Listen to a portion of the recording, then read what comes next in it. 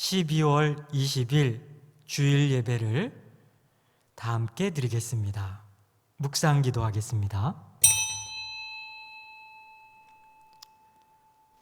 하나님 아버지, 코로나19 확진자가 늘어나서 온 나라와 국민들이 불안함에 떨고 있습니다.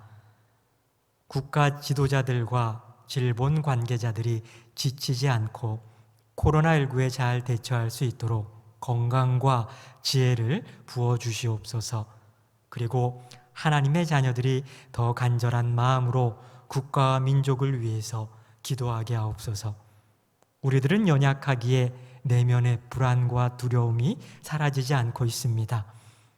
우리들 내면의 불안과 두려움을 없애주시고 몸과 마음의 면역 체계를 더 강하게 만들어 주시옵소서. 비대면 예배를 계속 드리고 있습니다. 가정에서 예배를 드리는 성도님들이 교회를 더 소중하게 여기게 하시고 절대로 믿음이 쇠퇴하는 일이 없도록 도와 주시옵소서. 오늘도 온라인으로 예배를 드리지만 시공간을 초월하시는 주님의 만져주심과 위로하심을 경험하는 복된 예배가 되게 하여 주시옵소서. 예수님 이름으로 기도합니다. 아멘. 다 함께 사도신경으로 신앙 고백하겠습니다. 전능하사 천지를 만드신 하나님 아버지를 내가 믿사오며 그 외아들 우리 주 예수 그리스도를 믿사오니 이는 성령으로 잉태하사 동정녀 마리아에게 낳으시고 본디오 빌라도에게 고난을 받으사 십자가에 못 박혀 죽으시고 장사한 지 사흘 만에 죽은 자 가운데서 다시 살아나시며 하늘에 오르사 전능하신 하나님 우편에 앉아 계시다가 저희로서 산자와 죽은 자를 심판하러 오시리라.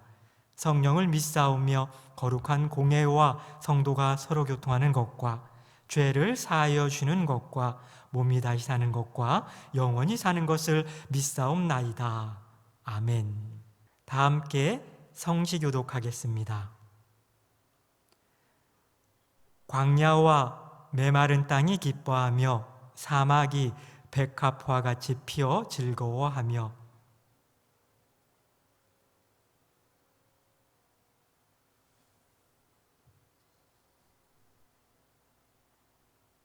그것들이 여호와의 영광 곧 우리 하나님의 아름다움을 보리로다.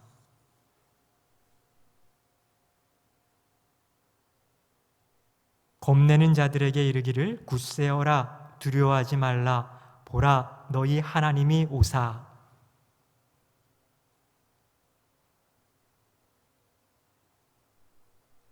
그때에 맹인의 눈이 밝을 것이며 못 듣는 사람의 귀가 열릴 것이며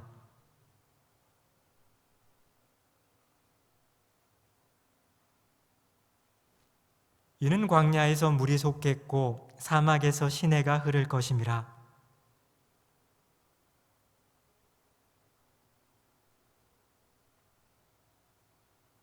승냥에 눕던 곳에 풀과 갈대와 부들이 날 것이며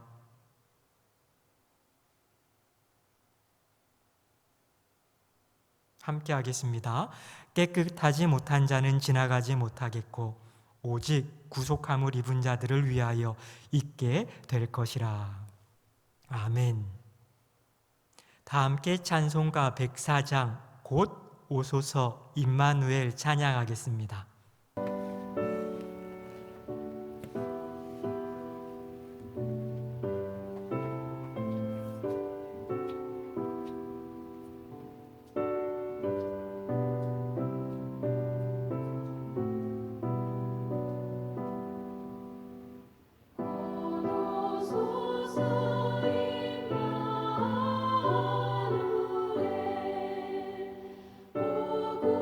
오구하소서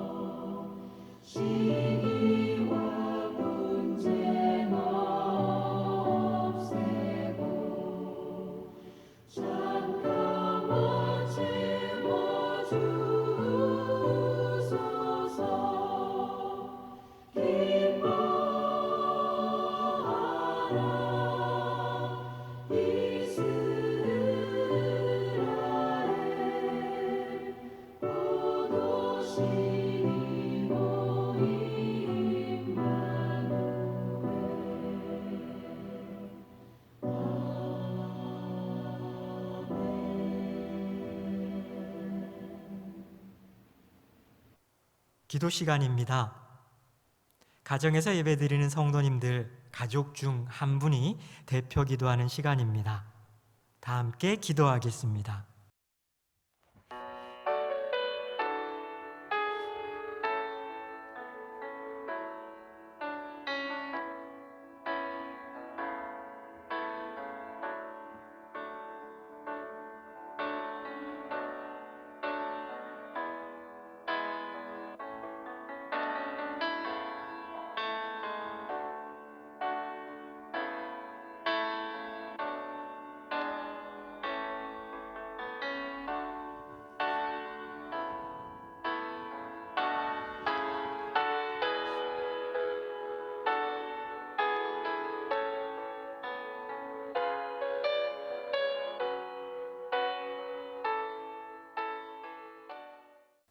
하나님이 오늘 우리에게 주시는 말씀은 마태복음 1장 18절에서 25절까지의 말씀입니다. 신약 성경 1페이지입니다. 제가 봉독해 드리겠습니다. 예수 그리스도의 나심은 이러하니라. 그의 어머니 마리아가 요셉과 약혼하고 동거하기 전에 성령으로 잉태된 것이 나타났더니 그의 남편 요셉은 의로운 사람이라. 그를 드러내지 아니하고 가만히 끊고자 하여 이 일을 생각할 때에 주의 사자가 현몽하여 이르되 다윗의 자손 요셉아 내 아내 마리아 데려오기를 무서워하지 말라. 그에게 잉태된 자는 성령으로 된 것이라. 아들을 낳으리니 이름을 예수라 하라. 이는 그가 자기 백성을 그들의 죄에서 구원할 자이심이라 하니라. 이 모든 일이 된 것은 주께서 선지자로 하신 말씀을 이루려 하심이니 이르시되 보라 처녀가 잉태하여 아들을 낳을 것이요 그의 이름은 임마누엘이라 하리라 하셨으니 이를 번역한즉 하나님이 우리와 함께 계시다 함이라. 요셉이 잠에서 깨어 일어나 주의 사자의 분부대로 행하여 그의 아내를 데려왔으나 아들을 낳기까지 동침하지 아니하더니 낳음에 이름을 예수라 하니라. 오늘 설교의 제목은 성령으로 된 것이라 입니다. 모두 큰 은혜 받으시기 바랍니다. 성도님들, 지난 한 주 날씨가 무척 추웠습니다. 모두 건강하게 잘들 지내셨습니까? 예수님께서 우리들을 위해서 오신 날이 성탄절입니다. 예수님의 생애를 기록한 사복음서, 즉 마태, 마가, 누가, 요한복음을 우리는 사복음서라고 합니다. 많은 사람들이 사복음서에 예수님의 출생에 대해서 다 기록되어 있을 거라고 생각을 하시는데요. 예수님의 출생에 관한 이야기는 사복음서 중에 마태복음과 누가복음에만 나옵니다. 마가복음, 요한복음, 그리고 다른 서신서에는 예수님의 탄생에 대한 내용이 나오지 않습니다. 그래도 다행인 것은 우리들은 마태복음과 누가복음을 통해서 예수님의 출생에 대해서 많이 알 수 있다는 사실입니다. 왜냐하면 두 복음서가 다른 시선을 통해서 예수님의 탄생에 대하여 우리들에게 가르쳐 주기 때문입니다. 한 영화 감독이 각 시나리오 각본을 썼습니다. 남녀 주인공을 정하고 영화를 1부, 2부로 나눠서 찍었습니다. 영화의 내용은 이런 것입니다. 어떤 큰 사건이 일어났습니다. 그 사건을 바라보고 어떻게 처리하는지에 대해서 1부에서는 남자 주인공의 시선으로, 그리고 2부에서는 여자 주인공의 시선으로 그 사건을 바라보는 내용의 영화를 만들었다고 합시다. 그럼 영화를 보는 관객들은 한 사건에 대해서 남자 주인공의 시선으로 한 번, 그리고 여자 주인공의 시선으로 한 번, 합쳐서 2번을 보게 됩니다. 그러므로 어떤 일이 일어났는지에 대해 더 많은 내용을 알 수 있게 되는 것입니다. 이와 마찬가지로 마태복음은 예수님의 탄생에 대해서 예수님의 아버지 요셉의 시선으로 기록되어 있습니다. 그리고 누가복음은 예수님의 탄생에 대해서 예수님의 어머니인 마리아의 시선으로 기록이 되어 있습니다. 그래서 우리는 마태복음과 누가복음을 통해서 예수님의 탄생에 대한 더 많은 내용을 알 수 있게 되는 것이고, 우리를 향한 하나님의 큰 사랑을 깨달을 수 있게 되는 법입니다. 그럼 오늘은 우리 다 함께 예수님의 아버지인 요셉에게 무슨 일이 일어났는지 그의 시선을 한번 따라가 보겠습니다. 요셉은 조용하고 성실한 청년이었습니다. 그는 마리아와 약혼을 한 이후에 열심히 일을 하며 함께 살 처소를 준비하기 위해서 매일매일 땀을 흘리고 있었습니다. 당시에 약혼을 하기 위해선 가장 먼저 신부의 아버지에게 상당한 지창금을 지불하고 허락을 받습니다. 그리고 돌아와선 1년 정도 일을 하며 살 곳을 구한 후엔 다시 신부의 집에 가서 혼인 예식을 올리고 신부를 데리고 자신이 구한 처소에 돌아와 살았습니다. 요셉은 마리아의 부모님에게 지창금을 주고 약혼을 했습니다. 그리고 돌아와 마리아와 함께 살 집을 마련하고자 열심히 일을 하고 있던 중 이상한 소문을 듣습니다. 오늘 본문 1절, 2절의 말씀입니다. 제가 읽어드리겠습니다. 예수 그리스도의 나심은 이러하니라. 그의 어머니 마리아가 요셉과 약혼하고 동거하기 전에 성령으로 잉태된 것이 나타났더니 그의 남편 요셉은 의로운 사람이라 그를 드러내지 아니하고 가만히 끊고자 하여.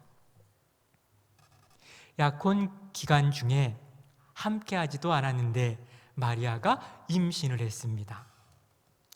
율법에 의하면 이런 일이 있을 때는 돌로 쳐서 죽여야 했습니다. 말씀은 요셉을 의로운 사람이라고 지칭합니다. 아마도 다른 사람 같았으면 마리아를 고소해서 돌로 쳐서 죽였을 수도 있습니다. 분명히 화를 내며 마리아를 향해서 분노할 수 있는 상황이었습니다. 그러나 요셉은 분노하지 않습니다. 자신의 입장보다 마리아의 입장을 먼저 생각했습니다. 그리고 조용히 마리아와의 관계를 끊고자 합니다. 의로운 사람은 인간에 대한 애정을 가진 사람입니다. 약한 자를 먼저 배려하는 마음을 가진 사람입니다.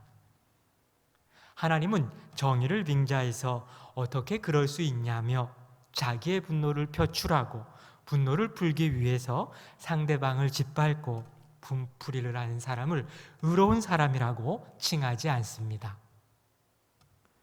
요셉이 예수님의 아버지가 될 수 있었던 이유가 바로 여기에 있습니다. 요셉은 모두가 분노하고 화를 표출할 수 있는 상황에 처했음에도 불구하고 자신보다 약자인 마리아를 배려합니다. 그리고 자신이 할 수 있는 최선의 방법을 찾아 조용히 마리아와의 관계를 끊고자 합니다. 그런데 바로 그때 요셉이 상상하지도 못한 일이 일어났습니다.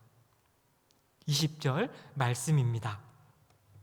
이 일을 생각할 때에 주의 사자가 현몽하여 이르되 다윗의 자손 요셉아 내 아내 마리아 데려오기를 무서워하지 말라. 그에게 잉태된 자는 성령으로 된 것이라. 이 일을 생각할 때에 요셉은 마리아를 배려하며 다치지 않게 문제를 해결하기 위해서 많은 고민을 했습니다. 가장 최선의 선택을 하고자 심사숙고했고 그 결과로 조용히 마리아와의 관계를 끊고자 마음을 먹었습니다. 그런데 바로 그 순간 천사가 요셉을 찾아왔습니다. 그리고 이렇게 말합니다. 다윗의 자손 요셉아, 내 안에 마리아 데려오기를 무서워하지 말아라. 그런데 이 말을 하기 전에 천사가 먼저 한마디를 더 했습니다. 그런데 천사가 더 한마디 한 그 말이 한글 성경에는 나오지 않습니다. 헬라어 원문에는 이두라는 단어, 즉 우리나라 말로 보라라는 천사의 말이 있습니다. 그러니 다시 번역하면 이렇게 됩니다. 보라, 다윗의 자손 요셉아. 보라, 이두. 이 헬라어 단어는 마태가 좋아하는 단어입니다. 마태복음을 기록할 때 하나님의 능력이 임할 때, 초자연적인 현상이 일어날 때 마태는 주의를 환기시키고자 보라, 이두라는 단어를 사용했습니다. 천사가 요셉에게 보라라고 말하는 순간 요셉은 범상치 않은 일이 자신에게 일어났다는 사실을 깨달았습니다. 말씀으로만 알았던 하나님께서 지금 이 순간 초자연적으로 일하고 있다는 사실을 막연하게 느꼈습니다. 그러면서 천사는 요셉에게 무서워하지 말고 내 안에 마리아를 데리고 오라고 하면서 상식적으로 믿기 힘든 말을 합니다. 그에게 잉태된 자는 성령으로 된 것이라. 하나님의 일하심을 우리들의 상식으로 다 이해할 수는 없습니다. 아니, 우리들의 상식과 지성으로 이해되지 않을 때가 더 많습니다. 그러나 우리가 이해가 되지 않더라도 믿음으로 받아들이면 어느 시점이 되면 한순간에 하나님께서 왜 그렇게 하셨는지가 이해됩니다. 성령으로 된 것이라 이해가 되며 믿겨집니다. 댄 바우만이 쓴 아름다운 능력의 길 예수라는 책이 있습니다. 이 책은 1997년 이란에 단기 선교를 갔다가 출국 과정에서 간첩이란 억울한 죄로 이란 감옥에 갇혀 지낸 9주간 동안의 이야기를 하고 있습니다. 감옥에 갇힌 그는 너무 두려웠습니다. 그래서 하나님께 빨리 감옥에서 나갈 수 있게 해달라고 간절히 기도했습니다. 하루는 매를 맞고 고문을 당하고 감옥으로 돌아왔는데 하나님의 음성이 들려왔습니다. 내가 이 사람들을 어떻게 생각하는지 물어보려무나. 벤은 하나님께서 이 사람들을 어떻게 생각하는지 알고 싶지 않았습니다. 그의 관심은 오직 감옥에서 빨리 나가는 것이었습니다. 그러나 하나님께서 자신에게 물어보라고 하신 이유가 있을 것이라 생각해서 하나님께 물었습니다. 하나님, 저를 때리고 폭행하고 고문하는 이 사람들을 어떻게 생각하십니까? 이 질문이 끝나기가 무섭게 댄의 마음속에 물밀듯이 자신을 고문하던 사람들에 대한 사랑과 긍휼이 밀려 들어옵니다. 현실과는 정반대의 이해할 수 없는 마음에 사로잡혀 그들을 위해 통곡하며 기도했습니다. 그렇게 기도하며 지옥과도 같은 몇 주의 시간을 보냈습니다. 어느 날 감옥방에 지쳐 쓰러져 있는데 갑자기 밖에서 이야기를 나누는 간수들의 목소리가 들려옵니다. 나는 기독교인들을 이해할 수 없어. 매를 맞고 죽는다는 것을 알면서도 왜 자꾸 오는지. 더 이상한 것은 우리가 죽이려고 하는데 왜 우리를 위해 기도하는지 이해할 수가 없어. 그 순간 댄 바우만은 자신의 방에 도청장치가 되어 있음을 알게 되었습니다. 자신을 때리고 고문하던 자들이 이란을 위해서 또 자신을 때린 자들을 위해 기도하는 댄 바우만의 목소리를, 기도를 도청장치를 통해서 다 들었던 것입니다. 그때 다른 간수가 말합니다. 나는 기독교인들이 무엇을 믿고 있는지 알아. 전에 들은 적이 있어. 그러면서 십자가 복음과 하나님의 사랑에 대해서 말하는 것이었습니다. 바우만은 깜짝 놀랐습니다. 며칠 동안 그들의 대화를 들으면서 더욱 놀란 것은 그 중에 3사람이 예수님을 영접했다는 사실입니다. 자신들끼리 복음을 서로 나누고 말합니다. 나도 저 사람과 같은 하나님에 대한 사랑 더 많이 알고 싶어. 하나님이 우리를 사랑한다는 사실을 더 많이 알고 싶어. 저 사람이 가지고 있는 믿음 나도 가지고 싶어. 이런 이야기를 들으며 9주가 지났습니다. 마지막 재판, 사형 판결을 받는 재판 시간이 되었습니다. 그런데 판사는 사형을 선고한 것이 아니라 댄 바우만에게 무혐의로 석방한다는 판결을 내렸습니다. 자신을 때리고 고문을 가하는 자들을 위해서 기도하는 것, 상식적으로 가능한 일입니까? 쉽지 않은 일입니다. 아무나 할 수 있는 일은 아닙니다. 그러나 댄 바우만은 하나님의 요구가 그 순간엔 이해가 되지 않았지만 믿음으로 말씀에 순종해서 자신에게 고문을 가한 그 사람들을 위해 기도했습니다. 그랬더니 시간이 조금 흐른 어떤 시점에 한순간에 하나님께서 왜 그런 일을 시키셨는지 다 이해할 수 있게 되었습니다. 바로 이것이 하나님께서 일하시는 방법입니다. 즉 성령으로 된 것입니다. 요셉에게도 상식적으로 이해할 수 없는 일이 생겼습니다. 당장은 하나님의 말씀을 이해할 수 없었습니다. 그렇지만 요셉은 말씀을 믿음으로 받아들였습니다. 그리고 말씀에 순종할 때 자신이 받을 불이익이 있다고 할지라도 믿음으로 하나님의 말씀에 순종합니다. 믿음을 지킬 때 꼭 좋은 상황이 우리를 기다리고 있지는 않습니다. 더 어렵고 힘든 상황이 우리를 기다리고 있을 때가 더 많습니다. 그래서 믿음을 지키는 일은 두렵고 힘든 일입니다. 천사도 요셉에게 무서워하지 말아라, 즉 두려워하지 말라고 격려합니다. 그런데 아무리 천사가 격려를 한다고 해도 쉽게 마음속에 생긴 불안과 두려움은 사라지지 않습니다. 만약 우리들도 믿음을 지켜야 하는데, 말씀에 순종해야 하는데 자꾸만 두려움이 몰려온다면, 힘든 상황이 닥쳐온다면 우리는 어떻게 두려움을 물리쳐야 하겠습니까? 천사는 당황하고 있는 요셉에게 계속해서 말합니다. 아들의 이름을 예수라고 지으라고 하면서 하나님의 크고 놀라운 계획을 요셉에게 알려줍니다. 이 아이가 자기 백성을 그들의 죄에서 구원할 자이다.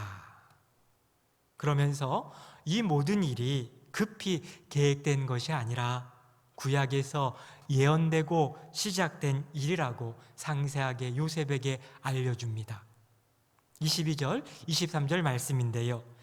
이 모든 일이 된 것은 주께서 선지자로 하신 말씀을 이루려 하심이니 이르시되 보라 처녀가 잉태하여 아들을 낳을 것이요 그의 이름은 임마누엘이라 하리라 하셨으니 이를 번역한즉 하나님이 우리와 함께 계시다 함이라. 하나님의 말씀은 이런 것입니다. 요셉아, 나를 못 믿겠니? 두렵다고 무조건 의심하지 말고 내가 지금까지 한 일이 기록된 말씀을 좀 묵상해봐라. 하나님은 자신의 말에 대해서 책임을 지시는 분입니다. 우리들은 변한다 할지라도 하나님은 변하지 않는다는 내용이 성경 말씀 속에 담겨 있습니다. 그래서 하나님은 당당하게 요셉에게 마리아가 성령으로 잉태된 것이 지금은 상식적으로 이해가 되지 않을 테지만 의심하지 말고 말씀을 묵상해보고 믿으라고 명령하신 것입니다. 미국의 시사 잡지 타임즈에 실린 일화입니다. 한 경찰이 자신의 단골 식당에서 점심을 먹고 있었습니다. 그는 식당에 오면서 복권을 한 장 샀는데 거기에 적을 번호를 고민하던 중 주문을 받으러 온 종업원에게 장난치듯이 번호를 좀 불러달라고 했습니다. 평소에 친분이 있었던 종업원은 자신이 생각나는 대로 번호를 불러주었습니다. 5번이요, 11번이요, 20번이요 이렇게 번호를 불러주었습니다. 경찰은 식사를 마치고 식당을 나가면서 웃으면서 종업원에게 이렇게 말했습니다. 만약 이 복권이 당첨되면 당신에게 절반을 주겠어. 네, 확실히 약속할게. 하지만 복권이 당첨된 확률은 매우 낮았기에 식당에 있던 사람들은 모두 경찰이 농담한 것이라 생각했습니다. 그런데 정말로 경찰이 산 복권이 당첨되는 영화 같은 일이 일어났습니다. 이 경찰관이 당첨금의 절반을 종업원에게 주어야 할까요? 안 주어야 할까요? 성도님들은 이런 상황에 처하게 된다면 어떻게 하시겠습니까? 경찰관은 농담처럼 한 말이었지만 자신의 약속대로 식당의 종업원에게 70억이 되는 당첨금 절반인 35억을 정확히 주었습니다. 이 이야기를 들은 많은 사람들은 농담 삼아 한 말을 지킨 경찰을 바보라고 비웃었습니다. 그러나 타임지의 칼럼니스트 버나드 레비는 그런 경찰의 행동에 대해서 이렇게 평했습니다. 그는 우정이 돈보다 소중하다는 것을 알았던 사람입니다. 그는 종업원과의 신뢰를 지켰습니다. 그리고 무엇보다도 소중한 자신이 한 말에 대한 신뢰도 지켜냈습니다. 약속이 행동으로 지켜지지 않으면 거짓말이 됩니다. 신뢰 있는 사람이 되기 위해선 신뢰의 말을 해야 하며 이것은 신뢰의 행동으로만 얻을 수가 있습니다. 하나님께서 요셉에게 당당히 믿으라고 요구하신 이유는 하나님은 한 번도 일구이연한 적이 없기 때문입니다. 우리가 하나님을 믿을 수 있는 이유가 바로 여기에 있습니다. 상식적으로 이해되지 않아도 우리들의 경험으로 이해할 수 없는 요구를 한다고 할지라도 하나님은 자신의 말에 책임을 지는 분이기 때문입니다. 그래서 우리는 세상의 어떤 사람의 말보다 하나님의 말을 신뢰할 수 있습니다. 그런데 안타깝게도 우리는 이런 하나님의 모습을 닮아야 함에도 불구하고 그렇지 못한 삶을 살고 있습니다. 순간의 감정에 함몰되어 가벼운 말과 신중하지 못할 말, 지키지 못할 말을 함부로 너무 쉽게 합니다. 그리고 조금 지나면 언제 내가 그런 말을 했냐고 얼굴을 바꾸며 태연하게 말합니다. 그래서 신뢰의 사람이 아닌 믿을 수 없는 사람이 되었습니다. 이 시대는 교회를 향해서 기독교인들을 향해서 지금 이렇게 말하고 있습니다. 행동으로 우리가 믿을 수 있게 좀 보여주십시오. 성탄절은 세상의 희망이 되신 예수님이 오신 날입니다. 예수님은 천하 인류를 구원하시기 위해 이 땅에 오셨습니다.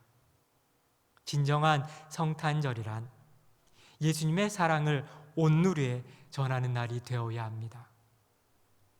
그런데 우리가 예수님의 사랑을 아무리 외친다 할지라도 지금 한국 교회와 기독교인들의 신뢰도가 땅에 떨어져 있습니다.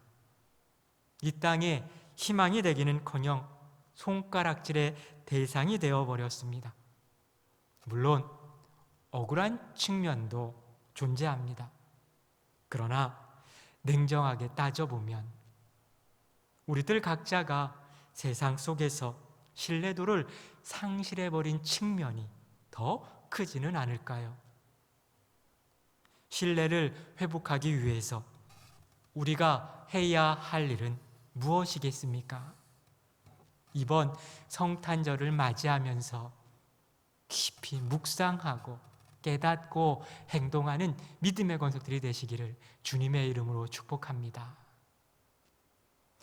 요셉에게 상식적으로 이해되지 않은 일이 일어났지만 요셉은 주의 사자의 말을 듣고 그 말이 믿겨졌습니다. 처음에는 마음속에 의심도 일어났습니다. 그러나 하나님에 대한 신뢰, 말씀에 대한 신뢰가 마음의 의심을 밀어냈습니다. 한순간에 모든 것이 이해가 되는 상황을 경험한 것입니다. 이런 현상을 신적 간섭, 하나님의 임재라고 합니다. 성도님들도 한 번쯤은 이런 경험이 있을 것입니다. 어떻게 말로 표현할 수 없는데 하나님의 만져주심, 말로 표현할 수 없는 경험. 만약에 이런 경험을 한 번도 하지 못한 분이 계시다면 우리는 하나님의 임재를 사모해야 합니다. 우리들은 때때로 하나님의 만져주심을 경험해야 합니다. 그래야 신앙생활의 맛을 알게 되고 믿음이 성장하게 됩니다. 이런 경험을 하면 일구 이어나는 삶이 아닌 일구 일어나는 삶을 살 수 있습니다. 하나님의 은혜를 경험하면, 하나님의 임재를 체험하면 어떤 힘들고 어려운 문제가 눈앞에 펼쳐져 있다고 할지라도 두려움이 사라지고 겁이 사라집니다. 하나님의 말씀이 그대로 믿겨집니다. 말씀을 붙잡게 되고 자연스럽게 하나님의 말씀에 순종하게 됩니다. 요셉을 보십시오. 마리아에게 생긴 일로 인해서 몇 날, 며칠 잠도 못 자고 끙끙 고민했습니다. 그리고 내린 결론이 조용히 끊는 것이었습니다. 그런데 하나님의 만져주심, 은혜를 경험한 이후에 요셉의 행동을 보십시오. 지금까지 고민한 사람의 모습이 아닙니다. 요셉이 잠에서 깨어 일어나 주의 사자의 분부대로 행하여 그의 아내를 데려왔으나 아들을 낳기까지 동침하지 아니하더니 나음의 이름을 예수라 하니라. 24절, 25절의 말씀입니다. 주의 사자의 분부대로 행하여. 은혜를 경험하고 난 후 요셉의 행동에서는 머뭇거림이나 주저함이 없습니다. 단순히 믿고 결정하고 말씀에 순종합니다. 은혜를 경험한 사람, 하나님의 임재를 체험한 사람의 모습입니다. 현대인들은 결정장애를 가지고 있습니다.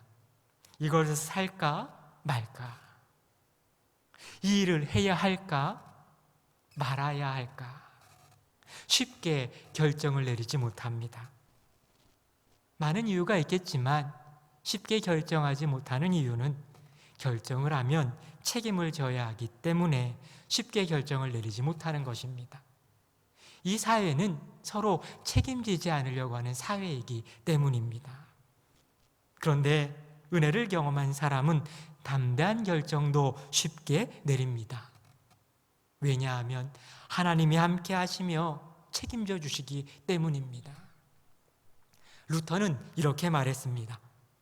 실패가 끝이 아니고 포기하는 것이 끝이다. 왜 현대인들이 결정 내리는 것을 두려워합니까? 많은 사람들이 실패했다고 손가락질하고 자신을 낙오자라고 낙인 찍을까 걱정하기 때문 아니겠습니까? 결정을 하고 그 결정이 잘못되어 실수할 수 있고 실패할 수도 있습니다. 그러나 그런 상황에 처하게 될 때 후를 털고 일어나 하나님과 함께 다시 시작하면 됩니다. 실패했다고 사람들이 무엇이라 말할까 걱정되십니까? 우리는 사람들의 말보다 하나님의 음성에 귀를 기울여야 합니다. 다시 시작하면 됩니다. 하나님은 요셉과 마리아를 예수님의 육신의 부모로 선택하셨습니다. 왜 이들을 예수님의 부모로 선택하셨을까요? 요셉과 마리아 모두 자신의 상식과 경험보다는 하나님의 말씀을 신뢰하고 순종하는 믿음의 사람이었기 때문입니다. 성령으로 된 것을 부정하지 않고 믿음으로 인정하고 순종하는 사람들이었기 때문입니다. 하나님은 과거에도 그랬고 현재에도 그렇고 미래에도 이처럼 의심하지 않고 하나님의 말씀에 귀를 기울이며 성령님의 일하심에 마음을 열고 말씀에 순종하는 믿음의 사람들을 사용하셔서 하나님의 일을 이루어 가십니다. 혹시 성도님들 가운데 지금 상식적으로 이해되지 않고 황당한 상황에 처하셨습니까? 그래서 당황하며 어찌할지 몰라 요셉처럼 밤잠을 설치는 분들은 안 계십니까? 그런데 한번 우리 다르게 생각해 봅시다. 지금 우리들에게 일어난 일, 지금 성도님들에게 일어난 일이 혹시 성령으로 된 일은 아닐까요? 하나님은 지금도 우리들을 찾아오셔서 성령으로 일하시며 우리들을 하나님의 사람으로 만들어 가십니다. 힘들고 어렵지만 우리 어떤 상황 속에 있다 할지라도 그 상황 속에서 하나님의 도우심을 간구합시다. 성령의 은혜를 사모합시다. 하나님의 임재를 사모할 때 하나님이 우리들에게 하나님의 임재를 부어주실 것입니다. 영안이 열려 성령으로 된 것입니다 라고 고백하는 믿음의 권속들이 되시기를 주님의 이름으로 축복합니다. 다 함께 찬송가 183장 빈들의 마른 풀같이 찬양하겠습니다.